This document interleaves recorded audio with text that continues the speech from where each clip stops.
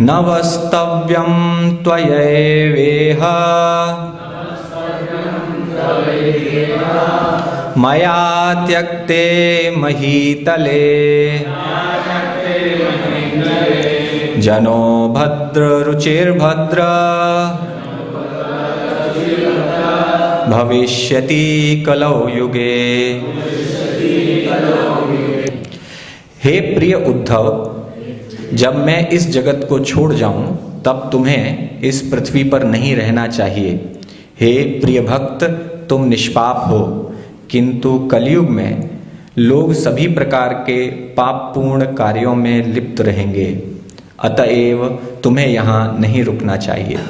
तात्पर्य: इस कली काल में मनुष्य इस बात से नितांत अनजान रहते हैं कि पूर्ण पुरुषोत्तम भगवान अपनी दिव्य लीलाएं उसी रूप में प्रदर्शित करने के लिए पृथ्वी पर आते हैं जिस रूप में ये लीलाएं आध्यात्मिक जगत में संपन्न की जाती हैं। श्री भगवान की सत्ता की परवाह न करते हुए कलयुग के पतित जन कटु कलह में फंसकर एक दूसरे को सताते हैं। चूंकि कलयुग में लोग दूषित पापपूर्ण कार्यों में लिप्त रहते हैं, इसलिए वे सदैव क्रुद्ध, कामी तथा उद्विग्न रहते हैं। कलयुग में वे भगवत भक्त जो श्री भगवान की प्रेमा भक्ति में लगे हुए हैं, उन्हें चाहिए कि इस पृथ्वी पर जीवन बिताने के लिए कभी आकृष्ट न हों, क्योंकि इसकी जनता अज्ञान के अंधकार में डूबी हुई है और श्री भगवान से किसी भी तरह का संबंध नहीं रखती। इसीलिए भगवान श्री कृष्ण ने उद्धव को सलाह दी कि वे कलयुग में इस पृथ्वी पर ना रहें। वस्तुतः श्री भगवान ने श्रीमद् भगवद गीता में सारे जीवों को सलाह दी है कि वे किसी भी युग में इस भौतिक ब्रह्मांड में कभी भी ना रहें। इसलिए हर जीव को कलयुग के दबावों का लाभ उठाकर भौतिक जगत की व्यर्थ प्रकृति को समझने और स्वयं को भगवान श्री कृष्ण के चरण कमलों में समर्पित करने का लाभ उठाना चाहिए। श्री उद्धव के पद चिन्हों का अनुसरण करते हुए मनुष्य को चाहिए कि श्री कृष्ण की शरण ग्रहण करे और भगवत धाम वापस जाए। भागवत श्रीमद् भागवतम के इस सुंदर श्लोक पर अपने शुद्धिकरण के लिए कुछ चर्चा करना चाहता हूँ कि इस श्लोक में जो हमने पढ़ा उसके अनुसार मैंने सोचा कि इसका कुछ टाइटल अगर दिया जाए तो वो रहेगा डू नॉट स्टे हियर, इस संसार में मत रुकिए।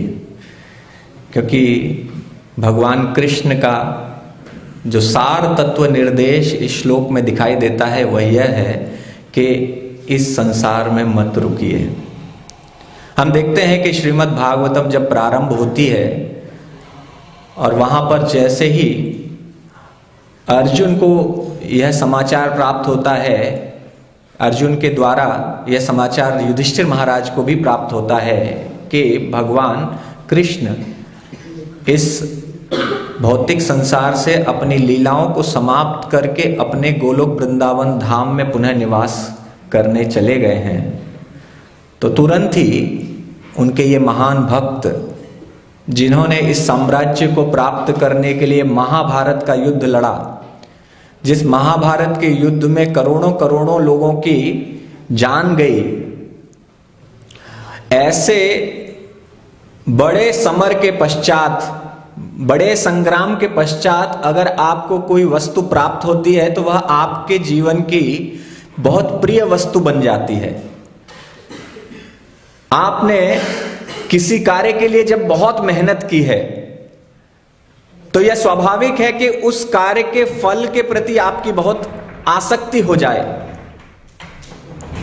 तो हमारे भक्त बहुत सारे यहाँ IIT से हैं, NIT से हैं, मेडिकल से हैं, तो सभी भक्त बहुत तैयारी करते हैं। 2-2, 3-3 साल 6th क्लास से फाउंडेशन बैच स्टार्ट हो जाते हैं IIT की तैयारी के लिए।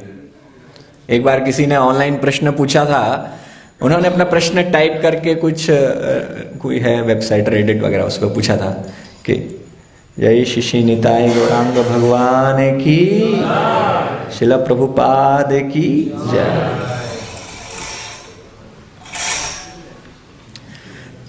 तो एक माँ थी, तो वह यह प्रश्न पूछ रही थी कि मेरा बच्चा 3rd क्लास में आ गया है और मैं चाहती हूं कि बड़ा होकर वो इंजीनियर बने, और इंजीनियर बनने के लिए मैंने सुना है कि उसको आईआईटी की प्रिपरेशन करना बहुत जरूरी है। अच्छे कॉलेज से, आईआईटी से अगर उसको इंजीनियर बनना है तो उसको तैयारी करवाना बहुत आवश्यक है। तो वो अभी 3rd क्लास में है, ज्यादा से ज्यादा 7 साल का 8 साल का बच्चा होगा। तो कहीं मैं लेट तो नहीं हो गई उसकी तैयारी करवाने के लिए? तो किसी ने उत्तर लिखा था, आप लेट हो गए हैं। जैसे ही वो आपके गर्भ में आया था तो अभिमन्यु की तरह आपको आईआईटी की तैयारी करवाना शुरू कर देना चाहिए था।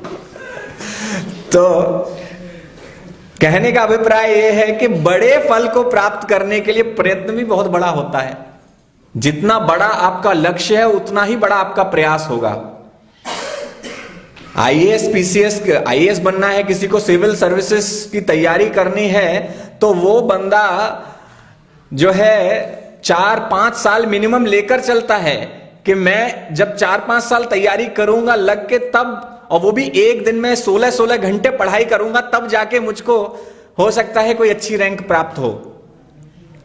और उसको प्राप्त होने के पश्चात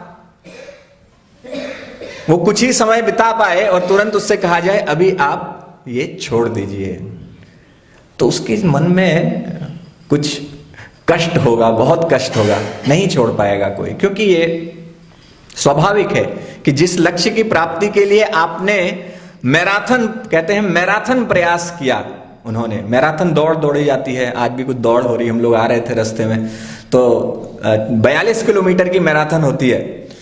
तो ऐसा मैराथन प्रयास करने के बाद कुछ ऐतिहासिक कहानी है कि किसी व्यक्ति ने दौड़कर एक संदेश पहुंचाया था युद्ध बचाने के लिए, ऐसे मैराथन की कुछ कहानी। तो 42 किलोमीटर दौड़ के गया था एंड उसने बहुत बड़ा, उसका नाम आज तक लिया जाता है, वो मैराथन चालू की गई। तो इस प्रकार के मैराथन प्रयास के बाद जब आपको कोई फल प्राप्त हुआ और आप तुरंत ही उसको छोड़ के कुछ ही समय, ज्यादा समय नहीं हुआ, और कुछ ही समय बाद, कुछ मे बी 60 साल में भी युधिष्ठिर महाराज ने कितना राज्य किया, तो उसके बाद फिर वे चलने के लिए तैयार हो गए, उद्धत हो गए। क्यों? जैसे ही उन्हें समाचार प्राप्त हुआ कि भगवान कृष्ण इस भौतिक संसार से प्रस्थान कर चुके हैं, तो तुरंत ही उन्होंने निर्णय कर लिया, विदाउट एनी सेकेंड थॉट, कोई दूसरा विचार नहीं आया उनके मन में कि हो सकता है कि भगवान चाहते हो थोड़ा मैं और राज्य कर लूं, अभी धर्म की स्थापना हुई है लेकिन थोड़ा सा मेरा प्रयास भी, मेरा तो भी कुछ कंट्रीब्यूशन बाकी है। लेकिन पांडवों ने भी एक पल व्यर्थ गंवाए बिना तुरंत निर्णय लिया, भगवान गए अर्थात इस संसार में केवल अंधकार है, कृष्ण सूर्य सम मायार अंधकार, जहां कृष्ण तहा नहीं मायार अधिकार। तो कृष्ण जहां है वहां माया नहीं है, लेकिन कृष्ण के जाने के बाद माया का अधिकार होने वाला है और कलयुग का अवसान होने वाला था, कलयुग पधारने वाले थे। तो तुरंत ही युधिष्ठिर और सभी पांडव वन गमन हिमालय की ओर निकल पड़े। और यहां पर हम देखते हैं कि उद्धव से भी भगवान कह रहे हैं, जब मैं इस जगत को छोड़ जाऊं तब तुम्हें इस पृथ्वी पर नहीं रहना चाहिए। तुम निष्पाप हो, किंतु कलयुग में लोग सभी प्रकार के पापपूर्ण कार्यों में लिप्त रहेंगे, अतएव तुम्हें यहां नहीं रुकना चाहिए। तो जब भगवान ये निर्देश दे रहे हैं, हमने देखा पांडवों के जीवन से शिक्षा प्राप्त की कि पांडवों ने देखा कि भगवान के जाने के, पांडवों ने देखा भगवान चले गए हैं तो तुरंत पांडव वहां से प्रस्थान कर लिए। तो ये शिक्षा हमारे लिए हुई कि जब भगवान नहीं है तो हमें यहां रुकने का कोई अर्थ नहीं है, कोई अभिप्राय नहीं है। जब आपके हृदय के सम्राट, आपके हृदयेश्वर ही यहां नहीं रहे तो आप यहां रुक के क्या करेंगे? कई बार जब एक बार समाचार कुछ पढ़ा था कि एक स्त्री के पति की मृत्यु हो गई और जैसे ही उसके पास खबर आई, एक पल गंवाए बिना वो तुरंत दौड़ के गई छत पर और छत से उसने छलांग लगा दी, आत्महत्या कर ली। तो इतना प्रेम करती थी वो अपने पति से। तो जब आप इस पृथ्वी के नश्वर शरीर से इतना प्रेम कर सकते हैं, नश्वर प्राणी से, प्राणी आत्मा नश्वर नहीं है, लेकिन अगर आप शरीर से भी इतना प्रेम करते हैं तो आपका मन नहीं लगता, आपका मन करने लगता है कि मैं इस संसार को त्याग दूं। ब्रेकअप हो जाता है लोगों का। तो लोग एक बार गौर गोपाल प्रभु बता रहे थे कि जब मंदिर में बैठे थे तो एक लड़का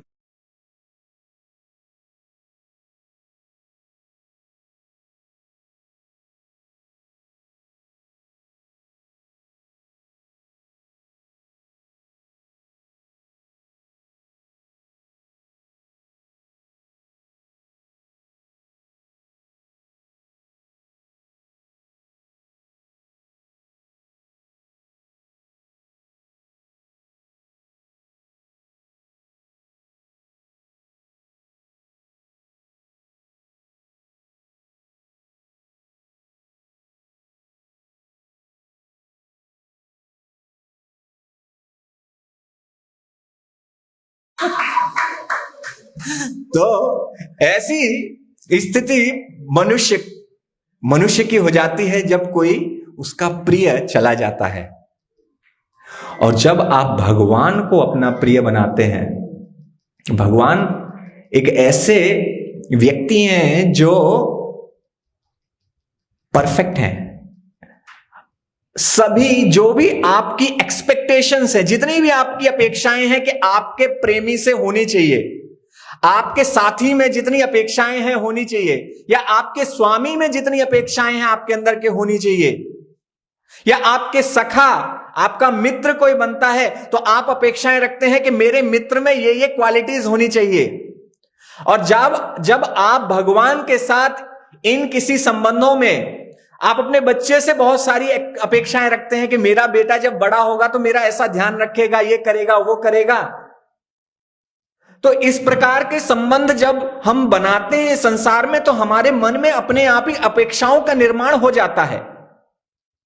इसी कारण से आप देखते हैं जब वो अपेक्षाएं आपकी पूर्ण नहीं होती, जब मिलती नहीं है और सामने वाले व्यक्ति से आपको समझ में आता है कि इस व्यक्ति के अंदर ये कमी है, वो कमी है। जब गर्लफ्रेंड बॉयफ्रेंड होते हैं तो सारी दुनिया रंगीन दिखने लगती है। इसके साथ जीवन बिताऊंगा तो वाह, चांद तारे लग जाएंगे मेरे जीवन में। और जैसे ही विवाह होता है तुरंत ही सत्य उजागर होने लगता है, अज्ञान का जो तिमिर है वो छट जाता है और ज्ञान के चक्षु खुल जाते हैं। तो कहते हैं love is blind and marriage is an eye opener. तो जैसे ही आप इस संसार के किसी प्राणी से अपनी अपेक्षाओं का बोझ उनके ऊपर लाद देते हैं तो वो बेचारा क्या करेगा? उस अपेक्षा के बोझ को ढोने के लिए वह सक्षम नहीं है, क्योंकि वह क्या है? भगवान का एक अंश मात्र है। हमारी जो अपेक्षाएं हैं वो वास्तविक रूप से आत्मा की अपेक्षाएं हैं। ये आत्मा की अपेक्षाएं इसलिए हैं क्योंकि हम सभी भगवान का अंश हैं और हमारी ये अपेक्षाएं वास्तविक रूप से भगवान से जब हम मांगते हैं तभी पूर्ण हो सकती हैं। इस संसार के किसी भी जीवात्मा से आपकी वो सभी अपेक्षाएं कभी पूर्ण नहीं हो सकती। सत्य है। तो हमारे जब मैं कुंडली देखता हूं ज्योतिष में तो कई बार भक्त आते हैं और अपने लड़का है तो लड़की की कुंडली लेके आते हैं, लड़की है तो लड़के की कुंडली लेके आती है कि प्रभु जी जरा कुंडली का गुण मिलान करके बताइए कि कितने गुण मिल रहे हैं। और जब मैं बताता हूं कि प्रभु जी माता जी इतने इतने गुण मिल रहे हैं तो गुण तो नंबर है, 36 गुण होते हैं मैक्सिमम। उसमें किसी के 18 जो है ज्योतिष में बताया गया है कि उन 18 गुण जो है मिनिमम मिलने चाहिए, उससे नीचे होने से मना हो जाता है। लेकिन 18 से ज्यादा होने के बाद भी कभी कभी ज्योतिषी बताता है देखिए इसके गुण तो अच्छे मिल रहे हैं, लेकिन फिर भी आप लोगों की मैत्री नहीं रहेगी, तो आप संभल के जाइएगा। तो फिर प्रश्न आते हैं सामने से, प्रभु जी ये मेरे घर वालों से उसकी दोस्ती रहेगी, मेरे सास ससुर के साथ उसका व्यवहार अच्छा रहेगा, मेरे मतलब माता पिता के साथ व्यवहार अच्छा रहेगा, और फाइनेंशियल स्टेटस कैसा रहेगा इस लड़की से अगर शादी करूं, उसकी कुंडली के साथ मेरी कुंडली मिलेगी तो क्या योग बनने वाले हैं, कितनी धन वर्षा होने वाली है, सभी प्रकार के प्रश्न, ये मटेरियल वर्ल्ड की बातें हैं। तो सब ये सब देख के शादी की जाती है। मैं बोलता हूं देखिए, तो कभी कभी जो अपेक्षाएं होती है ना, तो हमारे मैरिज बोर्ड में जो डिवोटीज देखते हैं उनको भी पता है, मैरिज बोर्ड का एक फॉर्म आता है, तो हम फॉर्म भरते हैं, तो उस फॉर्म में अपेक्षाएं लिखनी होती हैं। तो कभी कभी प्रभु लोग लिखते हैं कि वो एमए हो, मतलब मास्टर्स किया हो, पीएचडी भी की हो, और उसके बाद अच्छी जॉब करती हो और अच्छा पैसा कमाती हो, और लड़की हो बहुत ही विनम्र हो, घर में गृहिणी की तरह काम करे। तो जब ऐसी अपेक्षाएं आती तो हम कहते हैं, प्रभु जी इन अपेक्षाओं पे खरे उतरने के लिए स्वयं भगवान को अवतार लेना पड़ेगा, तभी आपको परफेक्ट पार्टनर जो है, जो जिसकी आप तलाश कर रहे हो, तभी आपको मिल पाएगा। तो वास्तव में जो परफेक्ट पार्टनर है वह भगवान ही है। किसी भी संबंध में, ना केवल पति पत्नी के लिए नहीं, वो तो केवल एक उदाहरण के लिए बता रहे हैं, लेकिन कोई भी संबंध इस संसार का, अगर आप उससे किसी भी प्रकार की अपेक्षा रखते हैं, सुख की आशा रखते हैं, क्योंकि हमारा स्वभाव है, आत्मा का स्वभाव है आनंदमय अभ्यासात, आनंद की तलाश कर रही है प्रत्येक जीवात्मा, उस आनंद को अलग अलग वस्तुओं में तलाशती रहती है। तो हम संबंधों के माध्यम से, जो सबसे निम्न स्तर है, वस्तु के माध्यम से अपने आनंद को तलाशना।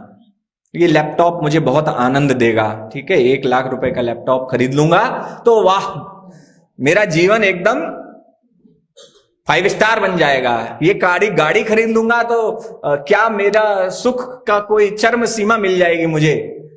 जब वस्तुओं से आनंद तलाशते हैं तो पक्का है कि आप फ्रस्ट्रेट होंगे ही, क्योंकि वो वस्तु कभी भी आपको सुख नहीं दे सकती, क्योंकि वस्तु में तो सुख है ही नहीं। वस्तु में सुख होता तो एक छोटे बच्चे को जो गुब्बारा बचपन में 2 वर्ष की अवस्था में अच्छा लगता था, वही गुब्बारा उसको 25 वर्ष की अवस्था में अच्छा लगता। अगर उस गुब्बारे में सुख होता, तो उस गुब्बारे में सुख नहीं था, उस टॉय कार में सुख नहीं था, सुख तो कहीं और था। लेकिन हम वस्तुओं में सुख तलाशते हैं तो हम पूरी तरह निराश होते हैं। फिर दूसरा स्तर आता है जब हम अपने संबंधों में सुख की तलाश करते हैं, अपने जीवन में रस आस्वादन करने के लिए हम जीवात्माओं से सुख तलाशते हैं। तो वास्तव में जीवात्मा प्रेम की तलाश कर रही है, क्योंकि प्रेम ही है जो आपको वास्तविक आनंद दे सकता है। सभी सुख की तलाश कर रहे हैं, लेकिन प्रेम के अलावा आपको कहीं किसी और से सुख नहीं मिलेगा, क्योंकि सभी रिश्तों का जो आधार है वह प्रेम है। सभी रिश्तों का आधार, अगर कोई रिश्ता अच्छा चलना है तो प्रेम होना बहुत आवश्यक है। तो इस प्रकार जीवात्मा जिस प्रेम की अपेक्षा कर रही है, वह प्रेम की अपेक्षा जब वो जीवात्माओं से पूरी करने की कोशिश करती है, क्योंकि जीवात्माएं जितनी भी हैं वो सभी यद्यपि भगवान का अंश हैं, इसलिए उनके अंदर भगवान के गुण कुछ मात्रा में विद्यमान अवश्य हैं। उनके अंदर भी सच्चिदानंद जो प्रकृति है वो है, उनके अंदर भी भगवान की तरह करुणा है, उनके अंदर भी भगवान की तरह प्रेम भाव है। किंतु इस संसार में, भौतिक संसार की प्रकृति ऐसी है कि उनमें बहुत सी अपूर्णताएं भी हैं, और उस अपूर्णताओं के कारण जब आप वहां पर सुख तलाशेंगे, संबंधों में सुख तलाशेंगे, तो आपको निराशा हाथ लगेगी।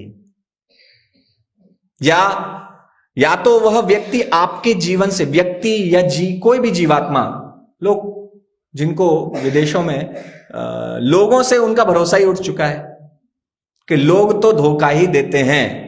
आप अमेरिका में जाएंगे तो व्यक्ति का सबसे बड़ा जो जीवन साथी है वो है कुत्ता, वही जीवन साथी है।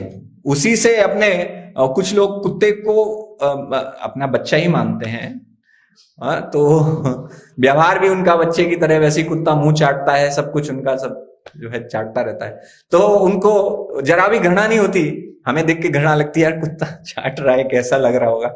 लेकिन वो सुख की तलाश उनकी मनुष्यों से समाप्ति हो गई है, पूरी तरह फ्रस्ट्रेट हो गए। उनको समझ में आ गया है कि मनुष्य तो सुख दे ही नहीं सकते, वो दुख ही दुख देंगे आपको।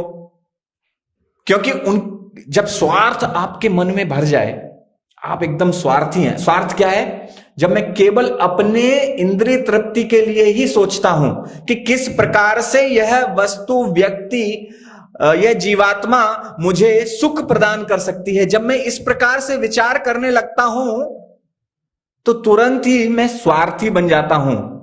और यह स्वार्थ जब बहुत स्ट्रांग हो जाता है, बहुत कठोर हो जाता है, तो व्यक्ति केवल अपने ही अपने बारे में सोचता है, उसको दूसरे की भावना से भी कोई अंतर नहीं पड़ता। तो विदेशों में अभी यही हालत है कि क्योंकि व्यक्ति इतना सेल्फ सेंटर्ड हो गया, आत्म केंद्रित जो कहते हैं, आत्म केंद्रित हो गया है कि उसको किसी भी व्यक्ति से कुछ, वो किसी को कुछ दे नहीं सकता, लेकिन उससे सब चाहता है। जो भौतिक संसार के रिश्ते होते हैं वास्तव में आदान प्रदान पर आधारित हैं। भगवान के साथ संबंध भी आदान प्रदान पर आधारित है। जब आप भगवान को प्रेम देते हैं, ये यथामाम प्रपद्यन्ते, भगवान आपको अपने आप ही प्रेम देते हैं। जीवात्माओं को भी आप प्रेम देते हैं, लेकिन हर बार जरूरी नहीं है कि वहां से आपको प्रेम ही मिले।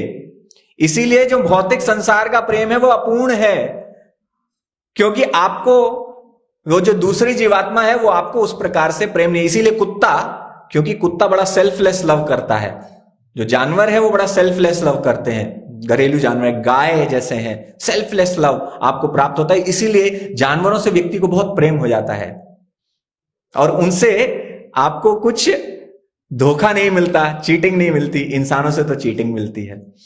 तो वास्तव में देखा जाए तो व्यक्ति तलाश किसकी कर रहा है? उस सुख की तलाश कर रहा है जो प्रेम से प्राप्त हो सकता है। लेकिन प्रेम को जब आरोपित किया जाता है इस संसार के जीव पर, तो आपकी अपेक्षा कभी पूर्ण नहीं हो पाती। और इस वजह से क्या होता है कि आपके मन में हमेशा एक कमी बनी रहती है, यह खलता रहता है कि देयर इज समथिंग मिसिंग। इसीलिए संबंध खराब होते हैं, लड़ाइयां होती हैं। या तो जीवात्मा आपको छोड़ के चली जाती है, धोखा देके चली जाती है, या मृत्यु को प्राप्त हो जाती है, किसी प्रकार का सेपरेशन हो जाता है और यह दुख का कारण बन जाता है। किंतु जब हम भगवान के साथ अपना संबंध स्थापित करते हैं, भगवान आनंद के सागर हैं, रस के स्रोत हैं, प्रेम के स्रोत हैं भगवान, उनसे ही इन सारी जीवात्माओं के अंदर जो प्रेम का अंश हमें दिखाई दे रहा है वो क्या है? मम तेज अंश संभव, मेरे ही तेज का अंश है। जो भी आप इन जीवात्माओं के भीतर देख रहे हैं वो भगवान कृष्ण के तेज का ही अंश है, जिसके कारण आपको थोड़ा बहुत सुख मिल रहा है। लेकिन अगर पूर्णता की बात की जाए, क्योंकि आपकी आवश्यकता एक समुद्र के समान है, आपकी आवश्यकता है कि आपको हिमालय पर्वत के समान प्रेम मिलना चाहिए, और आपको क्या मिल रहा है? आइसक्रीम मिल रही है। आपकी आवश्यकता है कि आपके पास एक रस का सागर होना चाहिए, आपको एक गिलास शरबत मिल रहा है। तो एक गिलास शरबत से पेट नहीं भरता, इसीलिए हम इस संसार में दुखी रहते हैं। क्यों? क्योंकि हमारी आवश्यकता हम नहीं समझते हैं। हमारी आवश्यकता है उस पूर्ण पुरुषोत्तम भगवान से प्रेम प्राप्त करने की। उस पूर्ण पुरुषोत्तम भगवान के अंदर ही केवल क्षमता है आपको पूर्ण प्रेम प्रदान करने की। और पूर्ण पुरुषोत्तम के अलावा किसी भी एक लोअर लेवल पर अगर जाएंगे, आप देवी देवताओं के पास जाएंगे, किसी भी और भूत प्रेत पिशाच किसी के पास भी चले जाइए, आपको प्रेम कभी वो मिल नहीं पाएगा। यान्ति देवव्रता देवान, पित्रान यान्ति पितृव्रता, भूतान यान्ति भूतेज्या, यान्ति मद्याजिनोपि माम। तो जो मेरे को बसता है वो मेरे पास आता है, जो जिसको बसता है उसके पास पहुंच जाता है। तो वास्तव में फिर वो कष्ट और कष्ट पाता है। तो व्यक्ति इसीलिए सभी तलाश कर रहे हैं, प्रेम मिल जाए, प्रेम मिल जाए, प्रेम मिल जाए, सुख मिल जाए, सुख की तलाश की जा रही है। Search of happiness, pursuit of happiness, pursuit of happiness के लिए संसार चल रहा है। परसूट ऑफ हैप्पीनेस में वो लोग थोड़े उन्नत हैं जो वस्तुओं से आगे बढ़ के, अब वस्तुओं, पद, मान, प्रतिष्ठा से आगे बढ़ के प्रेम के माध्यम से अपना सुख तलाश रहे हैं।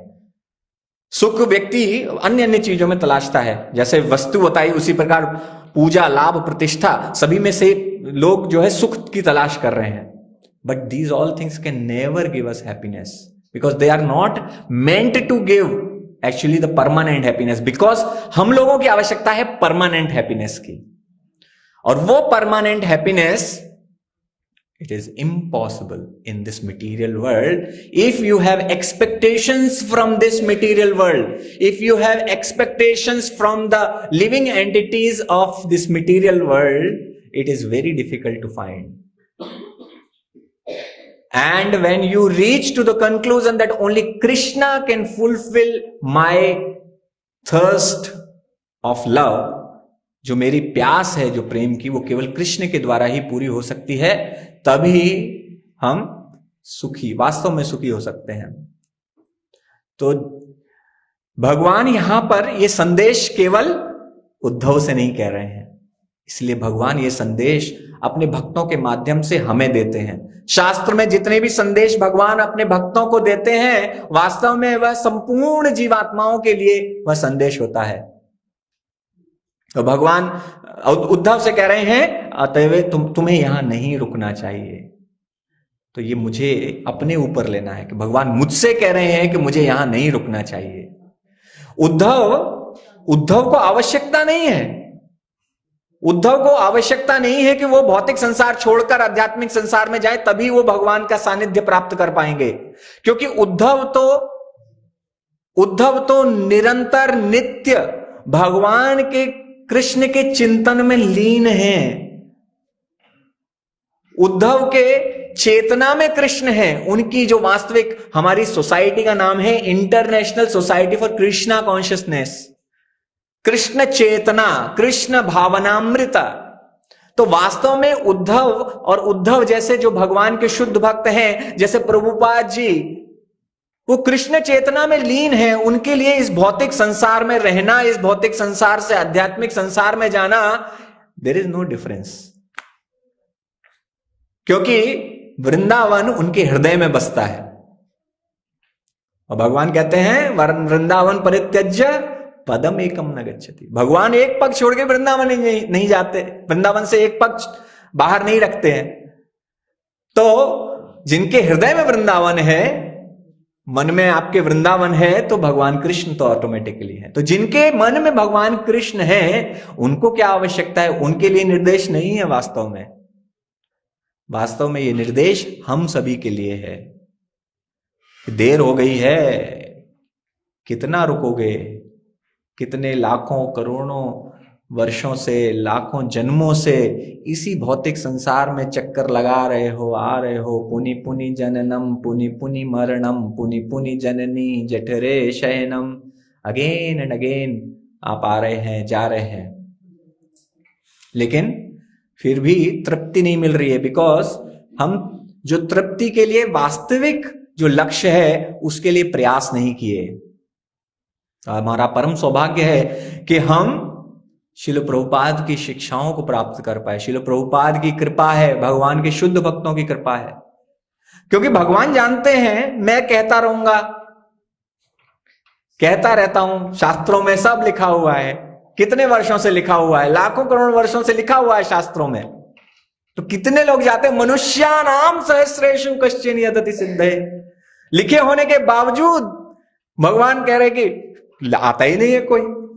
इतना डिस्काउंट दे रखा है, कार्तिक मंथ अभी बीत के गया, कितना डिस्काउंट मिल रहा था कि भक्ति ले लो, भक्ति ले लो। हम घर घर में जाके लोगों से कह रहे थे आप भगवान को लैंप ऑफरिंग कीजिए।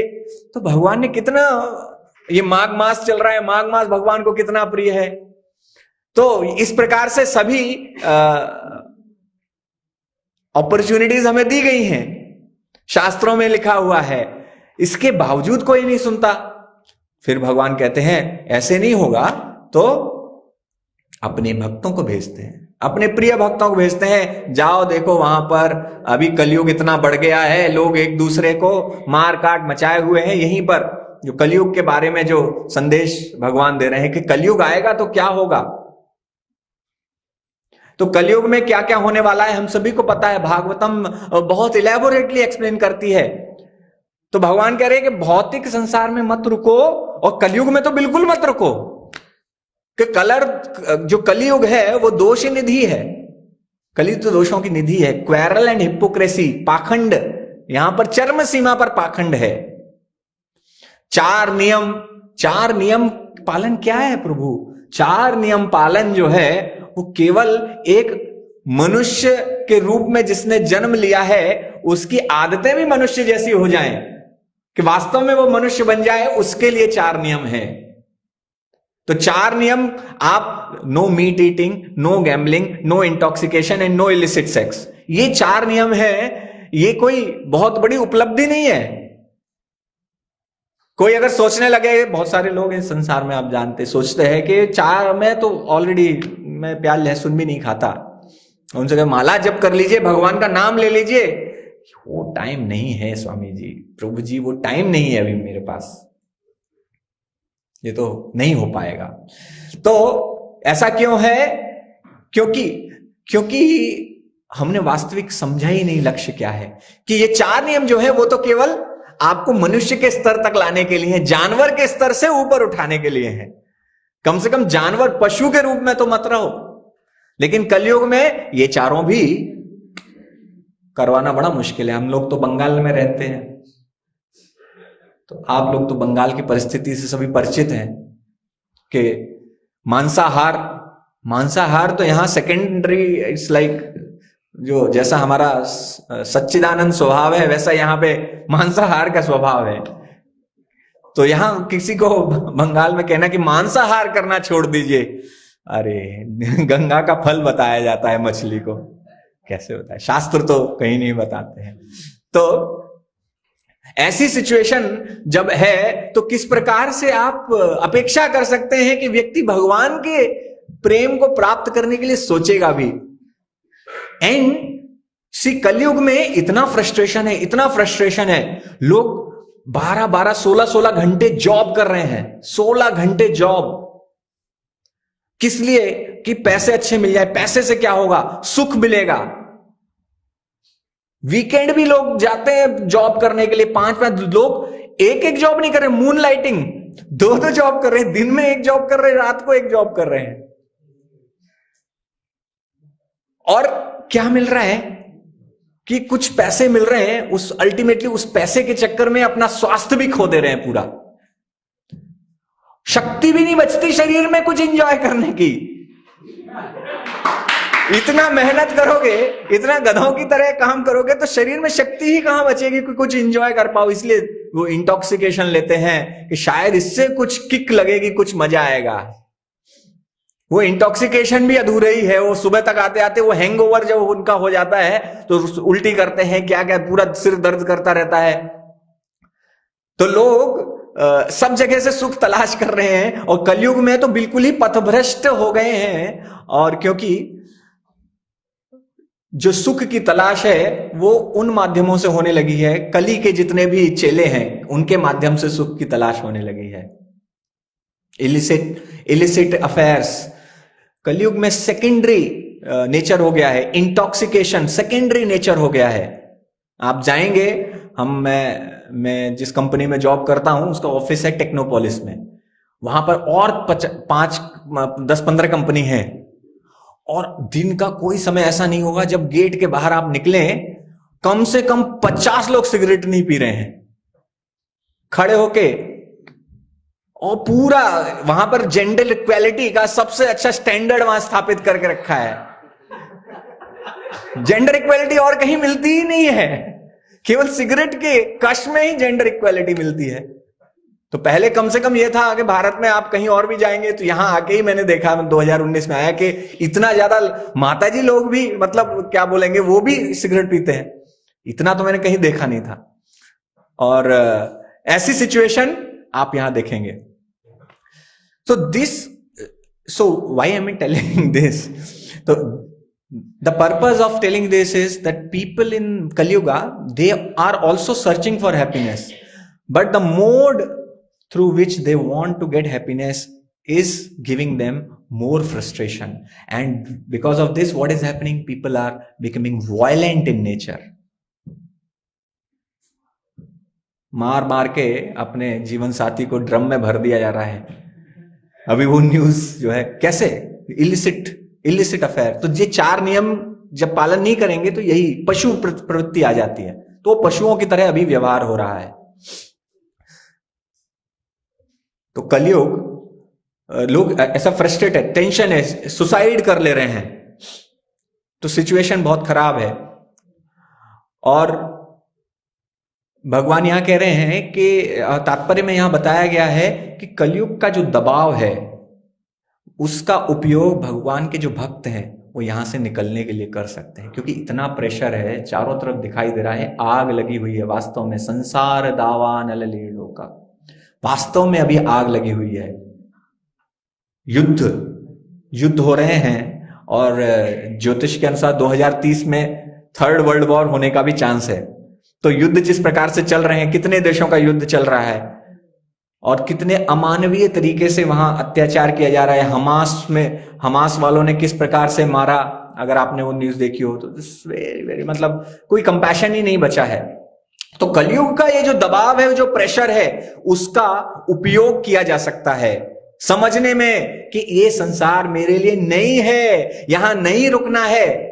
क्यों नहीं रुकना है? क्योंकि आप इसके लिए नहीं बने हैं। आपकी आवश्यकता है भगवान का प्रेम प्राप्त, आपकी आवश्यकता है अनंत सुख प्राप्त करना, अनंत प्रेम प्राप्त करना, और वो केवल भगवान के साथ संभव है। इसलिए भगवान के धाम जाना आवश्यक है। तो ये जो निर्देश है वो वास्तव में हम सभी के लिए निर्देश दिए गए हैं। तो let us utilize this opportunity which Srila Prabhupada and our acharyas have given us mercifully. सरल, एकदम सरलतम उपाय जो हो सकता है वो यहां बताया है। सरलतम उपाय कि यहां नहीं रुकना है, उसका केवल एक ही उपाय है कि भगवान के नाम का एक सहारा लेना है। बाकी युगों के लिए ये उपाय हो सकता है, ये सभी में काम करता है, सब सर्वश्रेष्ठ उपाय है, लेकिन बाकी युगों में एज बहुत है तो प्रोमिनेंस नहीं मिल पाती इसको। लेकिन कलयुग में प्रेशर इतना ज्यादा है, इसीलिए चैतन्य महाप्रभु आए कि अभी जो है प्रेशर बढ़ने वाला है। तो 10,000 साल का जो आंदोलन है उन्होंने स्थापित किया कि अगले 10,000 साल तक यह आंदोलन बना रहेगा। तो हमारे पास जो भी समय है वो ये 10,000 साल तक ही है। लेकिन फिर भी ऐसा मत सोच लिए अरे 10,000 साल है, 1-2 जन्म और लग जाएंगे, क्या दिक्कत है। अरे 1-2 जन्म में, अभी इसी जन्म में ये हालत देखने को मिल रही है। 1-2 जन्म अगर, और होता क्या है कि भक्त जो है बहुत अच्छे पायस पुण्य कार्य, अगर आपका शुद्ध भक्ति नहीं हुई तो ये क्या बन जाएगी, एक पुण्यकार बन जाएगा। और पुण्यकार बन गया तो क्या होगा, स्वर्गारोहण हो जाएगा। और स्वर्गारोहण हो गया तो क्या होगा कि वहां का जो टाइम स्केल है वो अलग है। तो वहां आप बिताएंगे 100 साल और यहां निकल जाएंगे कितने, ओके जिंदगी में हजारों साल बीत जाएंगे। अल्टीमेटली लौट के आएंगे तो बहुत पता चला टाइम निकल गया। तो कहीं आपने शुद्ध भक्ति के नीचे आ गए और एक बार स्वर्ग पहुंच गए तो खेल खत्म। तब तक वहां एक फिर इक्का दुक्का भक्ति आपको मिलेंगे तो आपके लिए और मुश्किल बढ़ जाएगी। तो नॉट 10,000, डोंट थिंक कि अभी 10,000 साल हैं। Think this is the last life time I am living in this material world. भगवान कह गए हैं यहां से जाना है, डू नॉट स्टे हियर। इसी जन्म में जाऊंगा, जब अंतिम श्वास मेरी आएगी तो मैं केवल भगवान का ही ध्यान करूंगा। ये मेरा लक्ष्य है, ये मेरा लक्ष्य है। वह पल जब होगा, कितना सुंदर पल होगा जब आप इस शरीर को त्याग रहे होंगे, इस शरीर में से आत्मा के रूप में हम निकल रहे होंगे और सामने भगवान खड़े होंगे और हमें गले लगाने के लिए। तो ये विचार, जब एक भक्त क्यों भय नहीं करता है मृत्यु से, कहते हैं अभय, जो अभय अपने आप ही प्राप्त हो जाता है, जो एक भक्त बन जाता है। क्यों? क्योंकि उसको मृत्यु कोई समस्या नहीं लगती, मृत्यु वरदान लगती है कि जिस दिन मृत्यु आएगी उस दिन भगवान से मिलने का मौका मिलेगा। अगर शुद्ध भक्त नहीं बने तो this term, there are terms and conditions applied, star asterisk mark है इसमें। तो अगर शुद्ध भक्त नहीं बने तो रह जाएंगे। तो इसलिए जो मेरा लक्ष्य है वो यही होना चाहिए कि इसी जीवन में भगवान की शुद्ध भक्ति प्राप्त करनी है। उसके लिए जो भी आवश्यक है मैं करूंगा, जो भी आवश्यक है। अनुकूल्य संकल्प, प्रतिकूल्य से वर्जनम। तो जो अनुकूल है वो करूंगा, प्रतिकूल है उसको त्याग दूंगा। तभी हमारे अंदर वह अभय आ पाएगा। अभय चरणारविंद, अभय चरणारविंद, वो चरण जो है अरविंद, जो लोटस फीट हैं, वो अभय का स्रोत है। जो उन लोटस फीट पे ध्यान लगा लेता है, जो श्रील प्रभुपाद के लोटस फीट पे ध्यान लगा लेता है, तो उसको भी अभय प्राप्त हो जाता है। तो हम बहुत सौभाग्यशाली हैं कि आज हम यहां बैठे हैं और यहां पर श्रीमद् भागवतम का श्रवण कर रहे हैं। श्रील प्रभुपाद के चरणों में हमें स्थान मिला है और उन चरणों को पकड़ के हमें रखना है, चाहे कुछ भी हो जाए उन चरणों को नहीं छोड़ना है। जब हम इस प्रकार से रहेंगे तो निश्चित रूप से भगवत धाम का रास्ता बहुत आसान है। और कहीं हम अपने, जैसे एरोप्लेन होता है, एरोप्लेन नीचे एयर ट्रैफिक कंट्रोलर होता है एटीसी, तो वो क्या करता है, एरोप्लेन को बीच बीच में बताता रहता है कि कोर्स करेक्शन करना है। तो हमारे जीवन में भी, भक्ति में भी इसी प्रकार कोर्स करेक्शन की कभी कभी आवश्यकता होती है। तो मैं इधर उधर न निकल जाऊं, इसके लिए हमें ये परंपरा मिली है, हमारे गुरु मिले हैं, शिक्षा गुरु हैं, कहीं इधर उधर, क्योंकि ये जो मार्ग है दिखने में आसान है लेकिन चलने में उतना आसान नहीं है। इसको एक तलवार की धार पर जैसे आपको कदम रखना है, सावधानी हटी दुर्घटना घटी। तो भक्ति का मार्ग भी थोड़ा सावधानी से चलना है, अन्यथा क्या होगा, कहीं इधर उधर पूजा, लाभ, प्रतिष्ठा, कितनी चीजें हैं जिससे हम अपने मार्ग से च्युत हो सकते हैं, गिर सकते हैं। तो we have to take maximum benefit of this opportunity that we are born in Kalyuga, though it is most inauspicious age. कलयुग में बिल्कुल नहीं, हर जीव को कलयुग के दबावों का लाभ उठाकर भौतिक जगत की व्यर्थ प्रकृति को समझने और स्वयं को भगवान श्री कृष्ण के चरण कमलों में समर्पित करने का लाभ उठाना चाहिए। और ये युग, ये केवल ऐसा नहीं है, ये युग नहीं, किसी भी युग में इस संसार में नहीं रहना है। ये संसार हमारे लिए बना ही नहीं है, ऐसा हमारे अंदर ये चेतना जागृत होनी चाहिए। ये संसार तो कारागार है, कारागार में सुख की जो अपेक्षा है वो व्यर्थ है।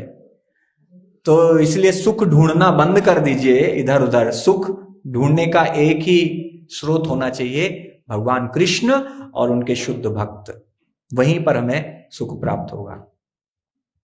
इसीलिए जो सबसे सरल रास्ता है उसको सरल बना के रखना है, उसको क्लिष्ट नहीं बनाना है। इस मार्ग को कठिन मत बनाइए, कांटे अपने आप कांटों के बीज मत बोइए।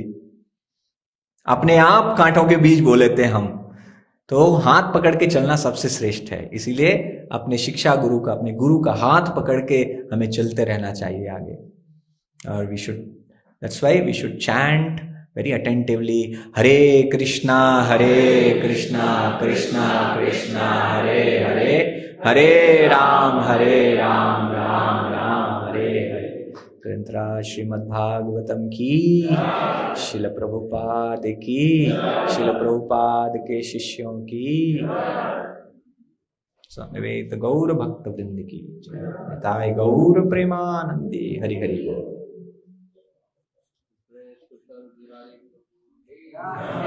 श्रील प्रभुपाद की जय।